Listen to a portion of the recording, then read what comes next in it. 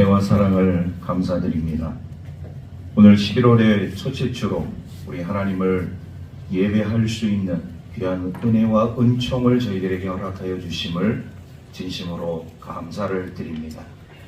매일매일 우리들의 삶 가운데 역사하시는 주님, 우리의 모든 형편과 사정을 누구보다도 우리 주님께서 잘 알고 계시는 줄로 믿습니다. 우리는 연약하고 부족하지만, 허물이 많고 죄악이 많은 삶이지만 주님께서 오늘도 변함없이 저희들을 은혜의 자리로, 또 사랑의 자리로, 말씀의 자리로 인도하여 주셨사오니 영과 진리로 주님 앞에 예배하는 우리 모든 하나님의 백성들 되게 하여 주옵소서. 모든 것 감사드리며 우리 구주 예수 그리스도의 이름으로 기원하옵나이다. 아멘. 주시는 하나님의 생명의 말씀은 구약성경 창세기 45장 9절에서부터 28절 말씀까지입니다. 구약 72쪽에 있습니다. 창세기 45장 9절에서부터 28절 말씀.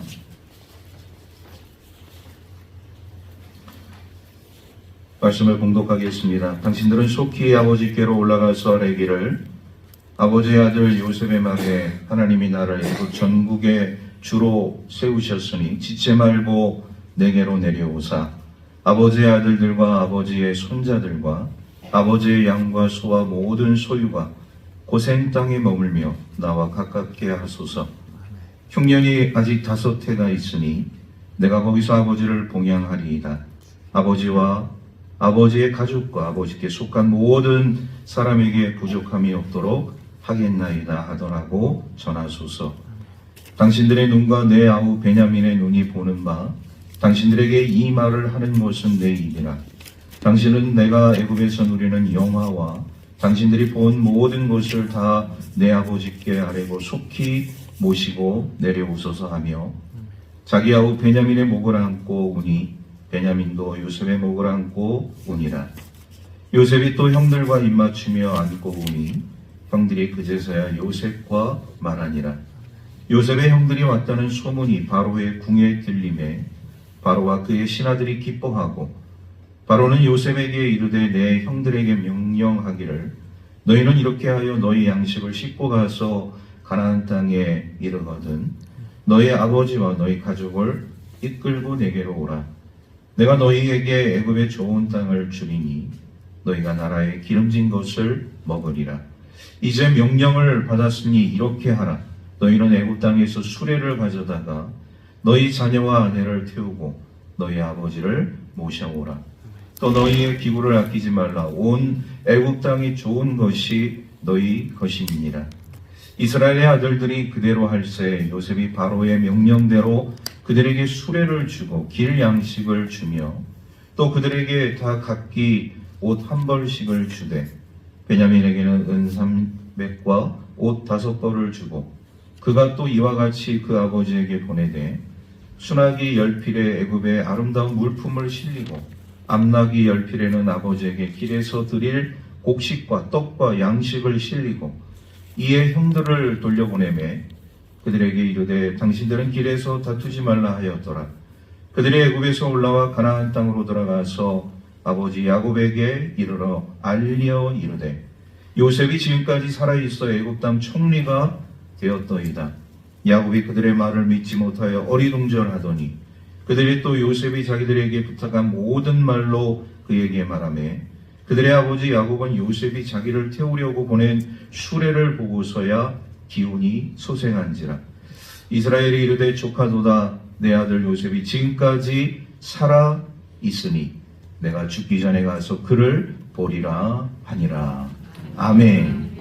기도를 하셨지만 오랜만에 기도원을 다녀오니까 그곳이 상당히 많이 변화가 됐더라고요. 그러니까 옛날의 모습도 있는 그런 모습이 있지만 완전히 또 이제 신식 새로운 그 건물들이 세워진 그런 모습을 보면서 또 이 세월이 많이 지나갔음을 다시 한번 생각했습니다. 한 주간 이제 한 해를 이제 마무리하고 이 새해를 또 구상을 하는 데 있어서 또 이렇게 기도원에 가서 이렇게 또 기도를 하니까 나름대로는 새로운 그런 마음들이 들더라고요. 저는 기도원에서 기도를 하고 또 우리 남아있는 우리 성도님들은 우리 장로님들과 함께 새벽에 또 제단을 쌓으면서 이 기도의 자리에 함께 참여하셨다는 그런 이야기를 듣고 그런 생각을 했습니다. 이것이 굿뉴스구나. 굿뉴스는 뭐냐? 기쁨의 소식. 별로 이렇게 놀랍지가 않으신 것 같아요. 여러분, 지금 이 시대가 또 우리 믿음의 사람들이 경험하고 있는 이런 상황들을 놓고서 우리가 생각하게 되어질 때 기도는 굉장히 중요한 것입니다. 말씀과 기도, 기도와 말씀으로 우리 무장되어지는 우리 하나님의 사람들 되기를 주의 이름으로 축복합니다. 제가 오후에도 이제 그런 말씀을 잠깐 하겠지만 제가 거기 가서 또 하나 이렇게 제 마음속에 각인되어진 것이 있어요. 거기 이제 소위 말해서 그 기도원의 모토라고 하는 그 표가 있는데 지금도 제 머릿속에서 떠나지 않은 게 딱 두 구절입니다. 절대 긍정, 절대 감사. 우리 한번 다 같이 따라해 볼까요? 절대 긍정, 절대 긍정, 절대 감사. 절대 감사. 할렐루야. 아멘. 그 문구가 제 머릿속에, 제 마음속에 확 박히더라고요.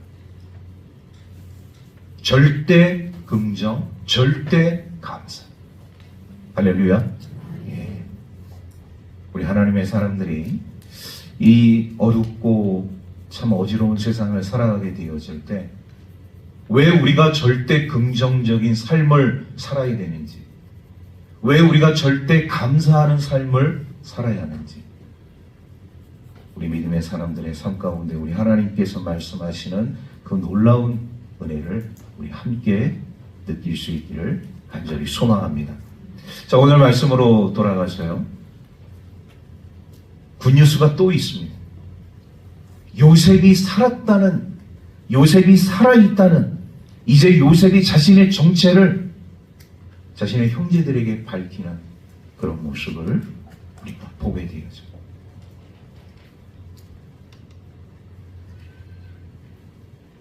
요셉의 형제들은 정말 충격적으로 요셉이 죽은 줄만 알고 있었는데 그 요셉이 살아있다는 것, 엄청난 충격 중의 충격이었습니다.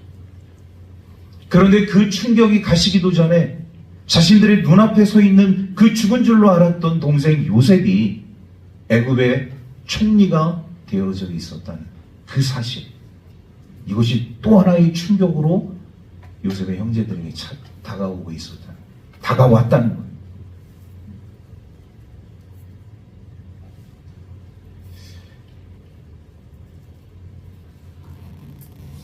그런데 오늘 이 본문의 말씀을 우리가 보게 되어지면서 요셉이 살아있다는 이 굿뉴스, 요셉이 애굽의 제2인자가 되어져 있다는 이 놀라운 소식, 그 형제들이 이제 보고서 그거를 인지했잖아요.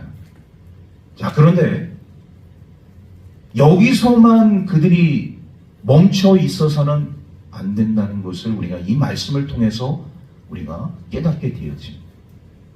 여러분, 굿뉴스는요, 요셉이 살아있다는 것, 그리고 요셉이 애굽의 2인자가 되어졌다는 것에 굿뉴스가 끝나는 것이 아니라 요셉은 하나 더 생각을 했어요.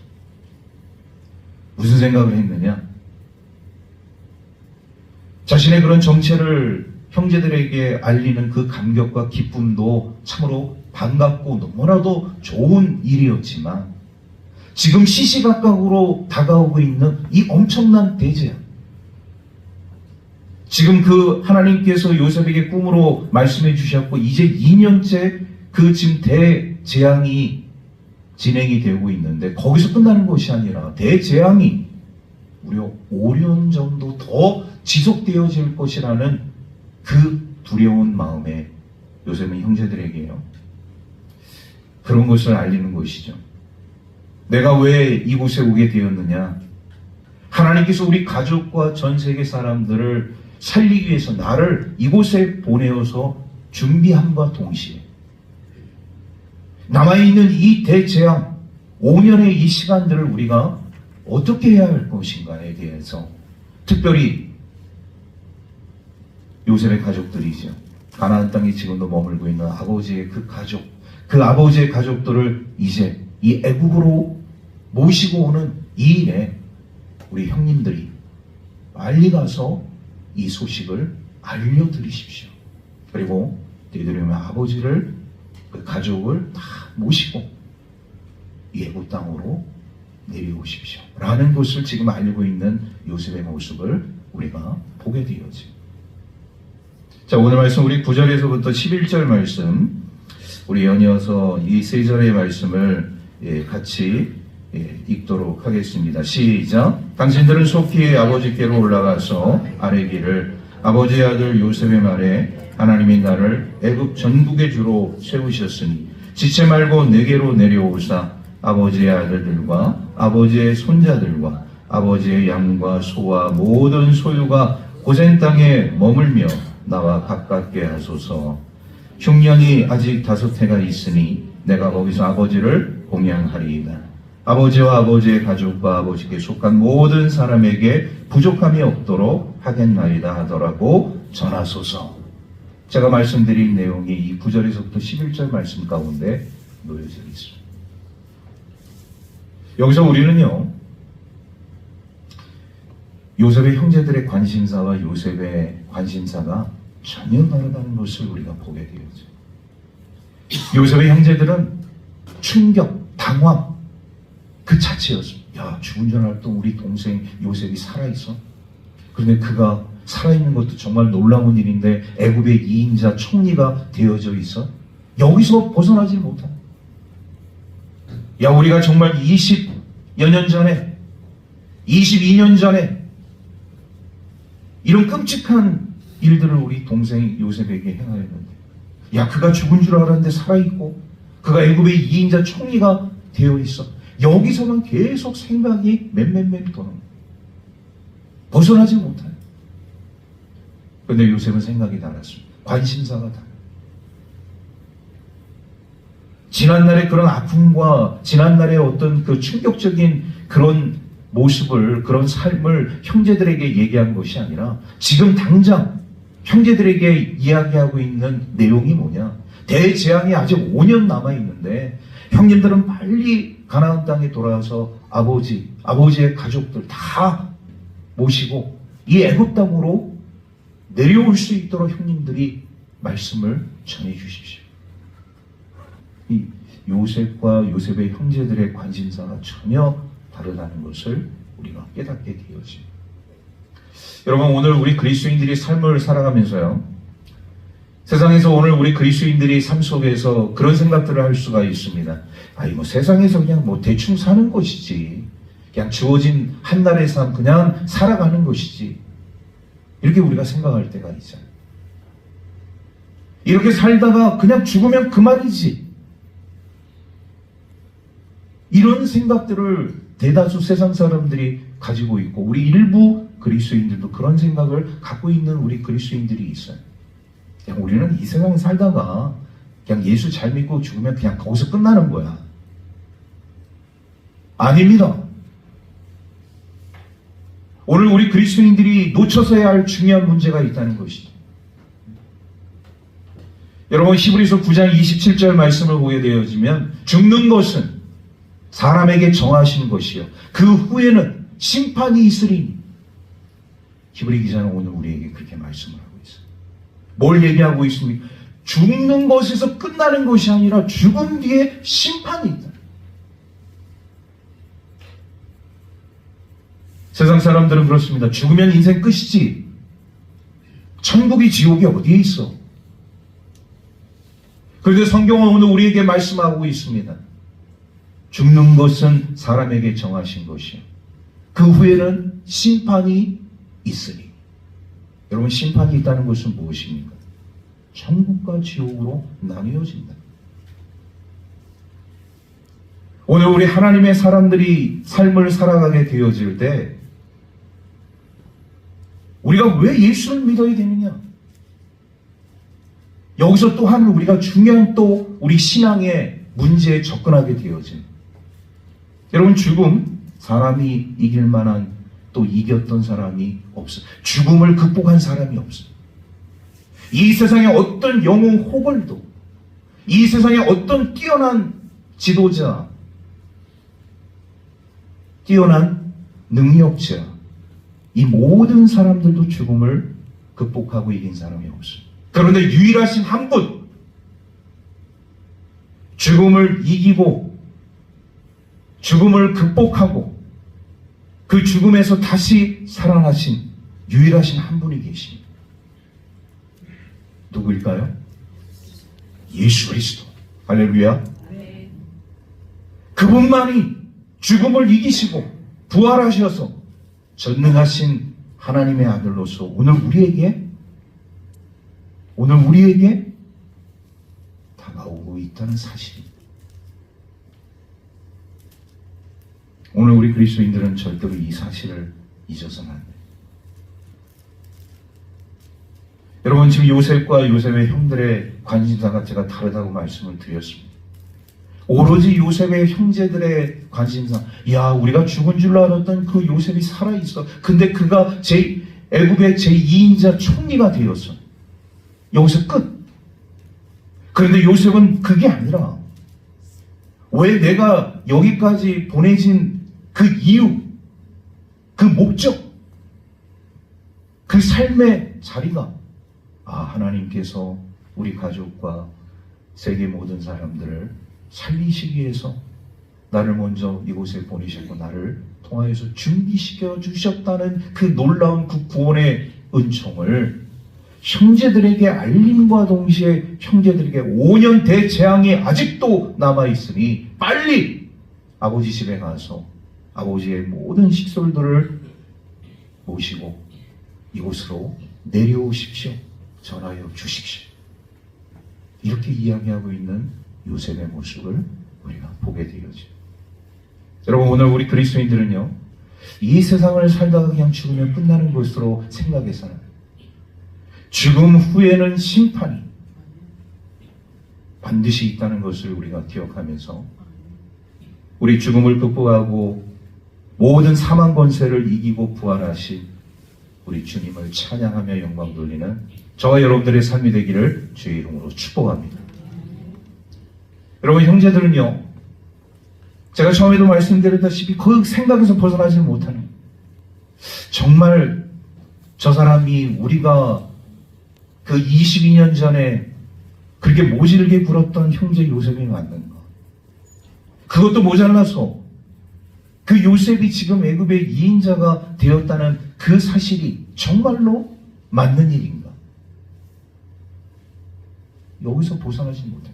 자, 오늘 말씀 우리 12절에서 15절 말씀 우리 함께 다 같이 읽도록 하겠습니다. 12절에서 15절 말씀 시작. 당신들의 눈과 내 아우 베냐민의 눈이 보는 바 당신들에게 이 말을 하는 것은 내 입이라. 당신들은 내가 애굽에서 누리는 영화와 당신들이 본 모든 것을 다 내 아버지께 아뢰고 속히 모시고 내려오소서 하며 자기 아우 베냐민의 목을 안고 우니 베냐민도 요셉의 목을 안고 우니라. 요셉이 또 형들과 입맞추며 안고 우니 형들이 그제서야 요셉과 말하니라. 아멘. 여러분, 요셉의 형제들의 이 삶 가운데 있어 이 기가 막힌 현실을 맞닥뜨리게 되어질 때 그들은 그 충격에서 처음에 벗어나지 못했어요. 너무 충격적이지. 너무 기가 막힌 상황인 것이지. 그런데 요셉이 자신의 그 정체를 형제들 앞에 드러내면서 형님들, 제가 요셉입니다. 아버지의 아들 막내 요셉입니다. 11번째 아들 요셉입니다. 그런데 이 말씀을 보면 요셉의 그 말 가운데는 당신들이 나를 미워하고 증오해서 버린 요셉, 이런 구절은 한 구절도 없어요.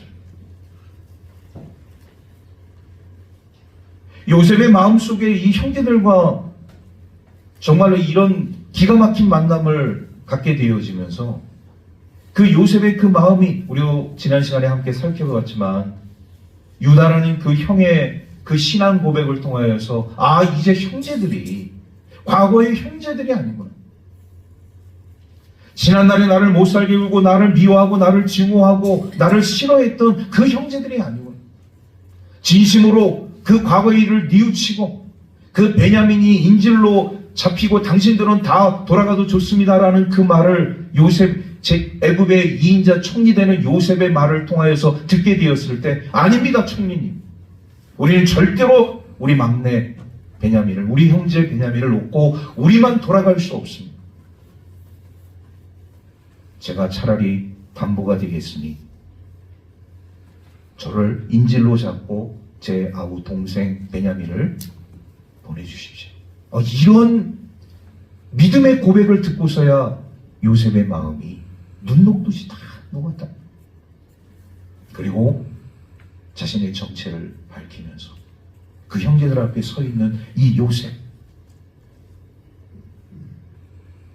그리고 그 형제들이 이런 총리가 되어진, 애굽의 총리가 되어진 동생 요셉을 바라보면서 처음에는 느끼지 못하고 감당할 수 없는 그런 놀라운 충격적인 삶 속에 놓여져 있었지만, 그의 눈을 바라보고 그의 얼굴을 유심히 쳐다보게 되어지니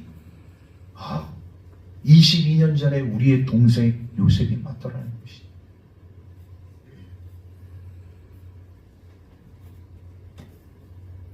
여기서는요, 오늘 우리 하나님의 백성들의 이 삶 가운데 있어서 요셉의 형제들이 요셉을 믿지 못하는 이런 안타까운 모습을 우리가 보게 되었죠. 오늘 우리도 마찬가지라는 것이.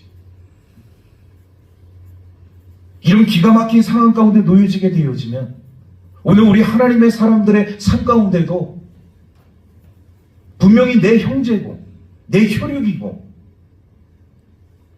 나와 함께 지난 삶을 살았던 사람이라 할지라도 믿음이 확 오지 않는 경우들이 있어요. 오랫동안 떨어져 있거나 관계의 어떤 관계성이 좀 멀어지거나 이렇게 되어지면은 아무리 혈육이라도, 아무리 형제라고 할지라도, 가까운 지인이라 할지라도 그것이 마음속에 확 다가오지 못한다. 그런데 진정성이 들어가게 되어지면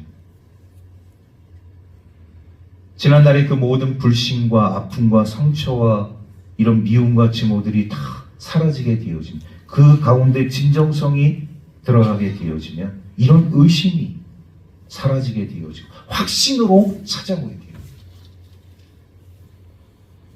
여러분, 오늘 우리 그리스도인들의 삶 가운데는 확신에 거하는 삶을 살아가야 할 줄로 믿습니다. 여러분, 우리가 예수님을 믿으면서 예수님에 대한 어떤 의심이 끊임없이 우리의 삶 속에 찾아오게 되어지고, 정말 이 말씀이 맞는 말씀인가? 이 말씀이 정말 제대로 된 말씀인가? 이런 의심과 불신들이 계속 우리들의 마음속에 찾아오게 되잖아요. 그러면 확신이 떨어지는 거예요. 말씀에 대한 확신이 떨어지는 거예요. 그 말씀에 대한 확신이 떨어지게 되어지면 결국 우리의 신앙 가운데 사탄이 역사하게 되어지고 마귀가 역사하게 되어져서 하나님의 사람이라 할지라도 그 중심을 흔들어 버리니까 믿음이 떨어지게 되어지고 불신앙적인 삶을 살아가게 되어지는 이런 모습들이 우리에게 찾아오게 되어져요. 그래서 오늘 우리 그리스도인들의 삶 가운데 있어 중요한 것은 뭐냐?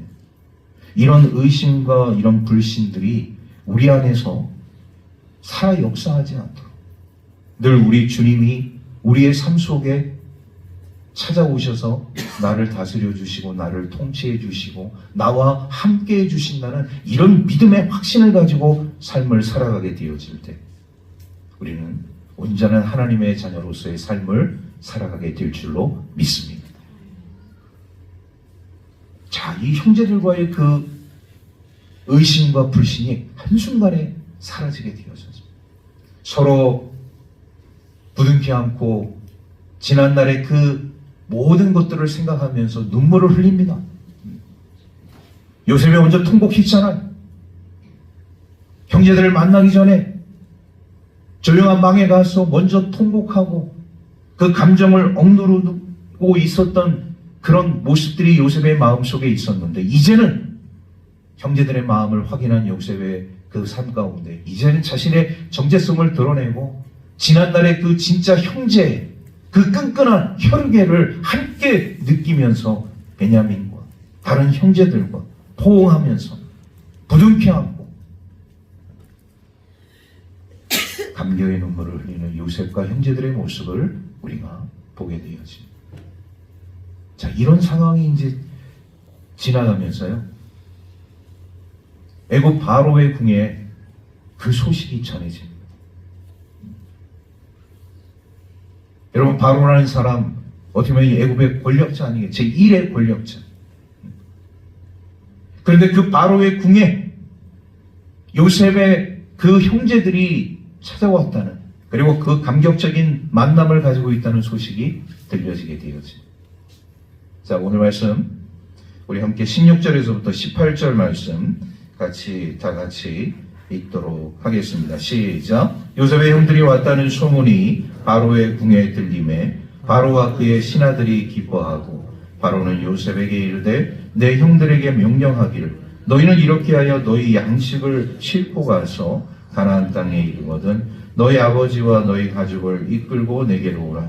내가 너희에게 애굽의 좋은 땅을 주리니 너희가 나라의 기름진 것을 먹으리라. 아멘. 여러분, 애굽의 바로, 아니 지금 요셉의 형제들과 그 오랜 시간 동안 떨어져 있다가 만나서 함께 얼싸안고 감격의 눈물을 흘리고 있는데, 바로는 이방인이고 전혀 관계가 없는 사람이잖아요. 그런데 왜 바로는 요셉이 그 형제들을 만났다는 그 소식이 바로의 궁에 들렸을 때 신하들과 함께 왜 함께 기뻐했는가? 굉장히 궁금하지 않을 수가 없습니다. 그리고 그것도 모자라서 그 요셉의 형제들에게 소위 말해서 이런 수레와 마차를 제공해 주면서 그 가나안 땅에 있는 그 아버지 식구들 다 모시고 이 애굽으로, 내가 좋은 땅 내가 마련해 줄 테니까 이곳으로 다 내려올 수 있도록 너희들이 그 이야기를 전해라. 어떻게 이런 이야기를 할 수 있는?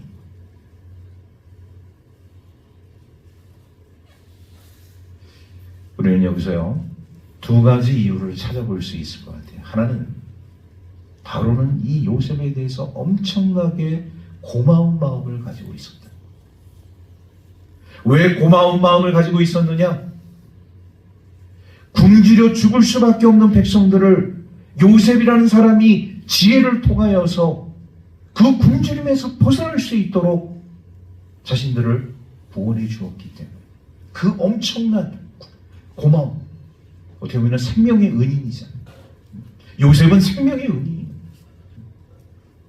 애굽을 구원했을 뿐만 아니라 전 세계가 기근으로 말미암아 대재앙으로 인하여서 곡식이 없어서 다 굶어 죽을 형편이었는데, 요셉의 그 7년 대풍년 동안 엄청난 곡식의 풍년으로 인해서 잘 저장해 두고 그 저장된 곡식을 통하여서 애굽 백성과 전 세계 사람들이 그 곡식을 팔았으니 애굽의 바로 왕에게 있어서 요셉이라는 존재는 너무나도 고마운 생명의 은인과 같은 존재였다는 거죠.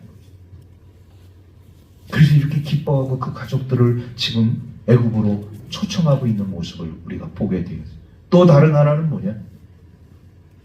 애굽의 바로왕이 요셉이라는 사람을 가만히 살펴봤는데, 유심히 관찰해봤는데 도무지 베일 속에 가려진 사람이라. 왜 베일 속에 가려진 사람이냐? 요셉이 어느 날 갑자기 애굽의 2인자가 되었잖아요. 총리가 되었잖아요. 그런데 요셉에 대한 정보는 애굽의 바로왕이 아는 게 별로 없어요.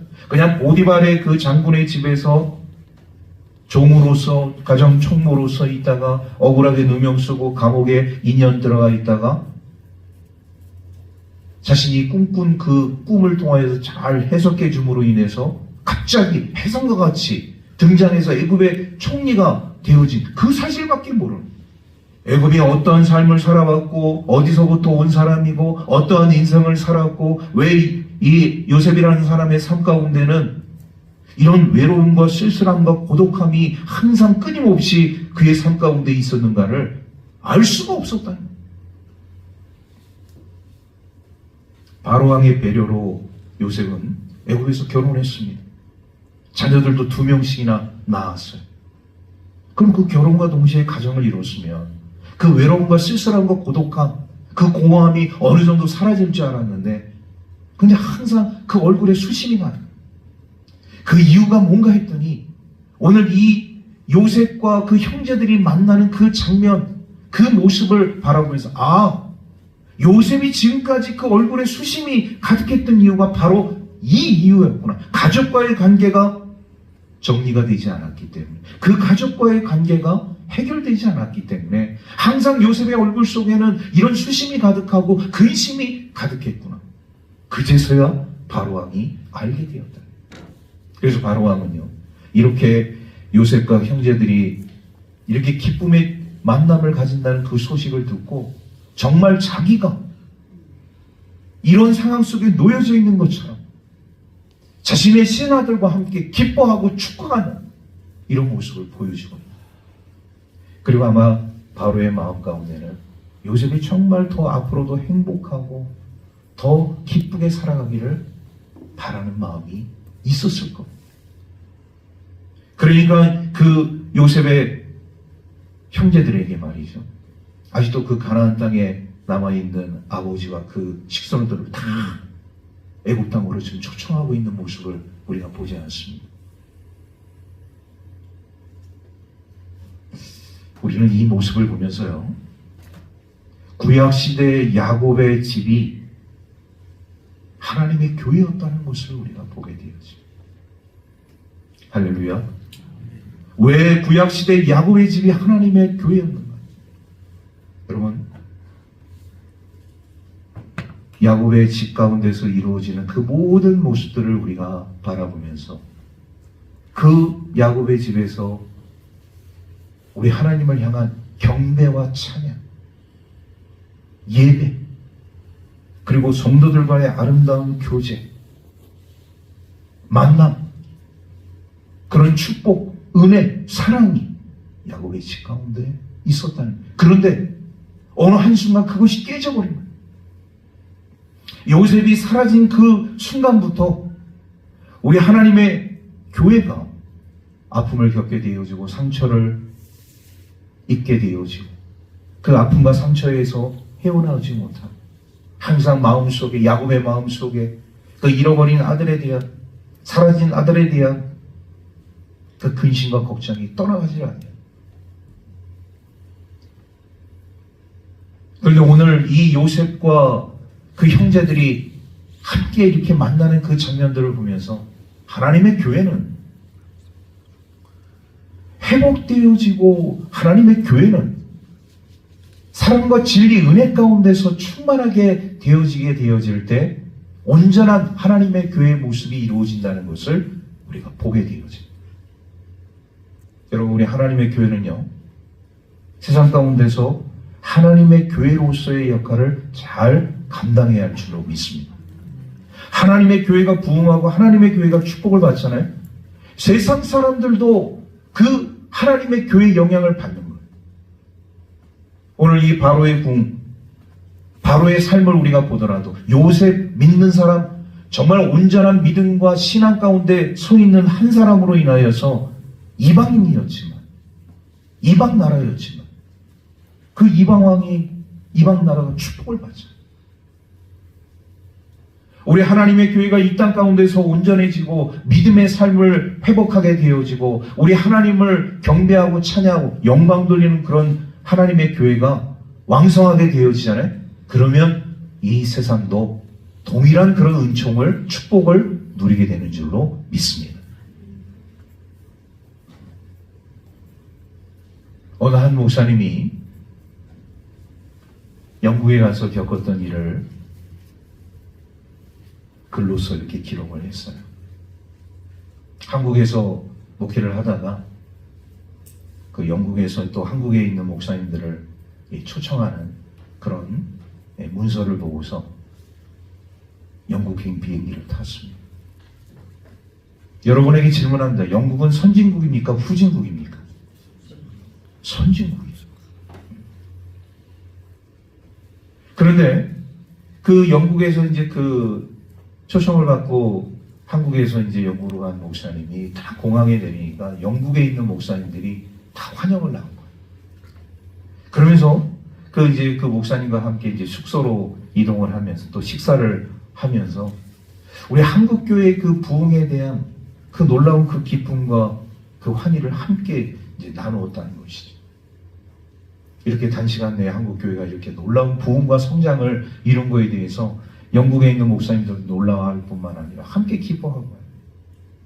자, 근데 그들의 고민을 얘기해요. 목사님, 한국 교회는 이렇게 부흥하고 성장하고 놀라운 하나님의 은혜와 축복 가운데 놓여져 있는데 우리 영국 교회는 지금 말이 아닙니다. 왜 말이 아니냐? 나라는 선진국이 되었는데 국민 수준이 높게 되었는데 의식 수준이 높아지게 되었는데 사회복지가 잘 되어져서 사회가 안정되어져 있는데 그런데 우리 하나님의 교회는 침체되어 가고 있습니다. 하나님의 교회에 비전이 없습니다. 이런 말을 하시더라고요. 우리 몇몇 교회들을 이렇게 교회들을 탐방을 했어요. 예배 시간에 예배 드리는 우리 성도들의 모습을 보면서 전부 다 호백발 할머니 할아버지 몇 분만 앉아서 예배를 드려요. 어느 교회 한 교회도 빠짐없이 소수의 연로하신 성도님들이 예배를 드리고 있는 모습을 이 목사님이 바라보면 영국 교회가 지금 이런 상황까지 오게 되었구나. 그거를 느꼈다. 여러분, 오늘 우리 한국 교회가 그래요. 정말 하나님의 놀라운 은혜와 사랑과 축복으로 발목 상대할 만큼 부흥하고 성장했습니다.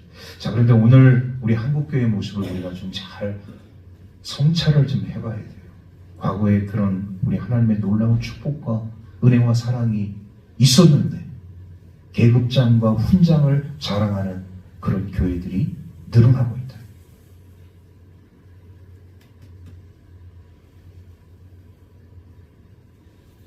진정으로 우리 성도들이 말씀과 기도와 말씀으로 부르짖으면서 우리 하나님 중심적인 삶을, 교회 중심적인 삶을 우리 과거의 믿음의 선진들이 그런 신앙의 토대를 만들면서 쌓아온 우리 한국 교회가 오늘날 그 과거의 그 영광을 뒤로 하고 계급장과 훈장을 자랑하는 교회들이 늘어나게 되어지면서 사회에서 빛과 소금과 빛의 역할을 하지 못하게 되어지는 이런 상황에 놓여지게 되었다.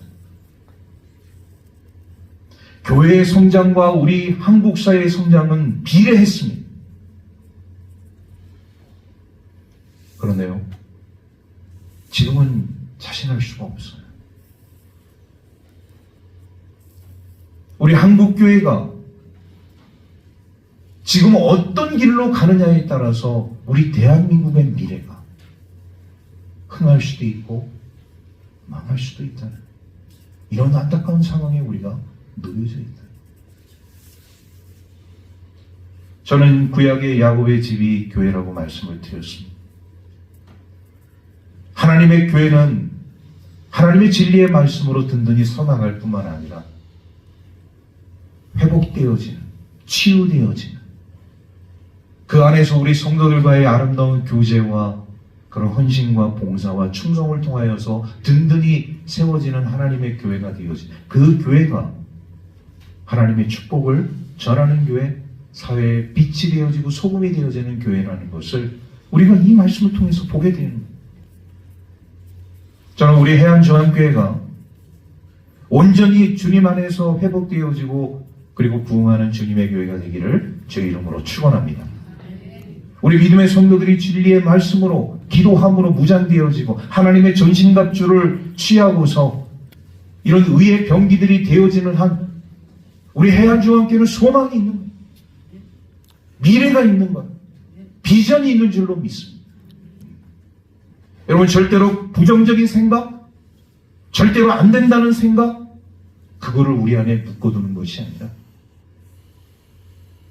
제가 처음에도 절대 긍정, 절대 감사. 오늘 우리 하나님께서 우리에게 주시고자 하시는 그 생명의 삶이 부정적이고 낙후되고 절망적인 삶이 아니라 내게 능력 주신 자 안에서 내가 모든 것을 할 수 있다는 이런 소망적인 생각을 가지고 나아가게 되어질 때 우리 주님의 교회가, 하나님의 교회가 부흥하고 성장하게 될 줄로 믿습니다. 지금 요셉과 그 형제들의 상황이 회복되어지고 있다.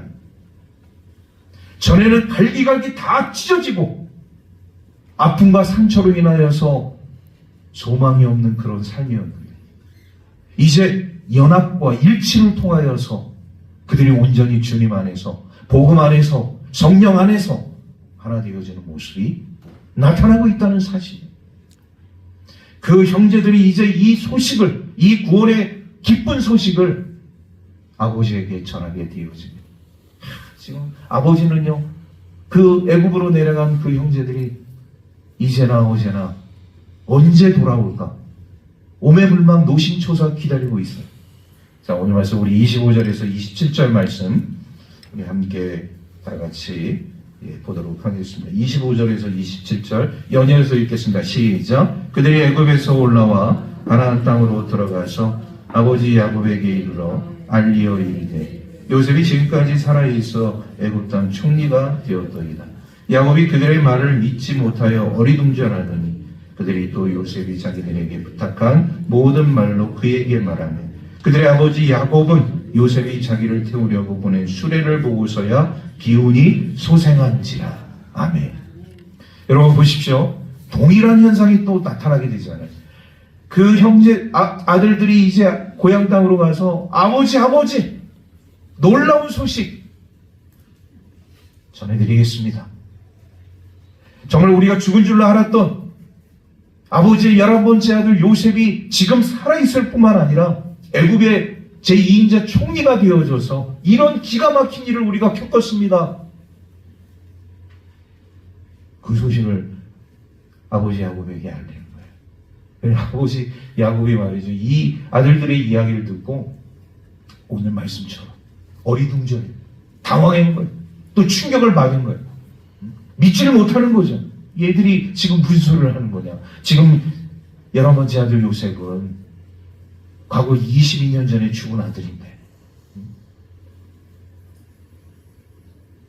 그런데 뭘 보고서 확인을 하게 되어지느냐. 애굽 왕 바로가 그 형제들에게 말하면서 보낸 마차 수레. 그 애굽의 마차 수레 아무나 타는 게 아니거든요. 그 마차 그 수레를 보고서 그 아들들이 이야기하는 그 진심을 아버지가 깨닫게 되어집니다. 할렐루야. 구원의 기쁜 소식이 그 아들들을 통해서 아버지 야곱에게 전달이 되었습니다. 어리둥절했던 야곱이 이제 그 사실을 인정. 여러분 얼마나 기뻐했겠습니까? 얼마나 좋았겠어요. 죽은 줄로만 알았던 이 아들인데 내 마음속에 항상 근심과 어둠이 되었던 그 아들 존재였는데 근데 그 죽었던 아들이 지금 살아있어? 근데 그것도 모자라서 애굽의 제2인자 총리가 되어있어? 사실 야곱의 삶이 아니었잖아요. 요셉이 사라진 그 이후부터 야곱은요, 우리 하나님을 원망했을 겁니다. 하나님, 왜 내가 사랑하는 아들 데려가십니까? 내가 제일 아끼는 아들 왜 데려가셨습니까? 이런 절망과 낙심 속에서 사는 게 사는 것이 아니에요. 그런데 우리는 이 구절을 보면서 이것을 깨닫습니다. 하나님께서 데려가신 것이 아니라 잠시 빌려가신 것이다. 하나님이 데려가신 것이 아니라 잠시 빌려가신 것이다. 우리가 예수 그리스도를 믿으면서 잃어버리는 것들이 있어요. 우리는 그걸 손해라고 생각합니다. 그것이 우리에게 불이익이라고 생각합니다. 그런데요, 하나님께서 나에게서 뭔가를 가져가신 것은 손해가 아니라, 불이익이 아니라 우리 하나님의 놀라운 구원과 축복을 이루기 위한 잠시 빌려가신, 할렐루야, 잠시 빌려가신, 하나님께서 요셉을 돌려주셨을 뿐만 아니라 몇 곡절로 야곱의 인생을 축복해 주신, 하나님은 절대로 우리의 것을 빼앗아 가시는 분이 아니시라. 잠시 빌려가셨다가 하나님의 목적을 이루신 다음에 우리에게 엄청난 축복을 해주신, 지금 그 상황이 야곱의 가정 속에 나타나고 있죠. 그러니까 결국 야곱이요, 우리 하나님을 이렇게 찬양합니다. 우리 28절, 우리 마지막 구절 우리 다 함께 읽도록 하겠습니다. 시작. 이스라엘이 이르되 조카노다. 내 아들 요셉이 지금까지 살아있으니 내가 죽기 전에 가서 그를 보리라 하니라. 아멘. 우리 하나님께 영광 돌리는 믿음의 고백. 죽은 줄 알았던 그 아들이 살아있음. 이제 내가 죽어도 여한이 없다. 하나님 감사합니다. 이 죄 많은 죄인에게 이런 은총을 베풀어 주시니 너무나도 감사. 그 고백 아니겠어요? 내가 이제 내려가서 그를 보겠다는, 내 마지막 소원이라면 이제 내려가서 그를 보겠다는, 어떻게 보면 이 바로왕의 소망과 요셉의 소망이 함께 이루어지는 이런 놀라운 구원의 역사가 야곱의 가정 가운데 이루어지게 되었다는 것을 오늘 성경은 우리에게 말씀해 주고 있습니다. 말씀을 정리합니다. 하나님이 우리에게 가져가시는 것은 빼앗는 것이 아닙니다. 내가 예수로 인해서 뭔가를 잃어버리고 좀 불이익을 당했다고 하는 것은 나에게 손해를 끼치고 나를 망하게 하는 하나님의 뜻이 아니라 하나님의 목적에 의해서 잠시 빌려가시고, 내가 가장 사랑하는 이것, 내가 사랑하는 저것, 하나님께서 그를 먼저 데려가셨다면, 그거를 먼저 취하셨다면 하나님의 놀라운 구원의 목적이 있는 줄로 믿습니다. 오늘 우리 그리스도인들이 이 땅 가운데 삶을 살아가게 되어질 때 중요한 것은 뭐냐? 하나님께 모든 것을 맡기는 거예요. 우리 하나님께서 다 이루어 주실 줄로 믿고 확신하고 맡기게 되어진 우리 하나님은 놀라운 곳으로 우리의 삶을 채워주시고 축복해 주시고 인도해 주시는 줄로 믿습니다.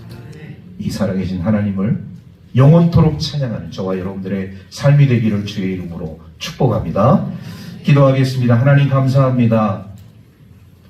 우리에게 구원의 기쁜 소식을 전하여 주시고 우리의 모든 삶을 주관하시는 주 하나님 아버지, 오늘도 주님의 말씀을 통하여서 우리를 깨닫게 하여 주시니 감사를 드립니다. 하나님이 나에게서 가져가시는 것은, 하나님이 나에게 취하시는 것은 빼앗는 것이 아니라 하나님의 더 큰 목적을 이루시고 더 큰 축복을 주시기 위한 하나의 인도하심이라는 것을 우리가 이 말씀을 통해서 깨달으며 우리의 모든 삶을 주님께 맡기며 주님과 동행하는 삶을 통하여 우리의 삶을 통하여서 우리 하나님을 찬양하며 영광 돌리는 우리 모든 주의 백성들의 삶이 되게 하여 주옵소서. 감사드리며 우리 구주 예수 그리스도의 이름으로 기도하옵나이다. 아멘.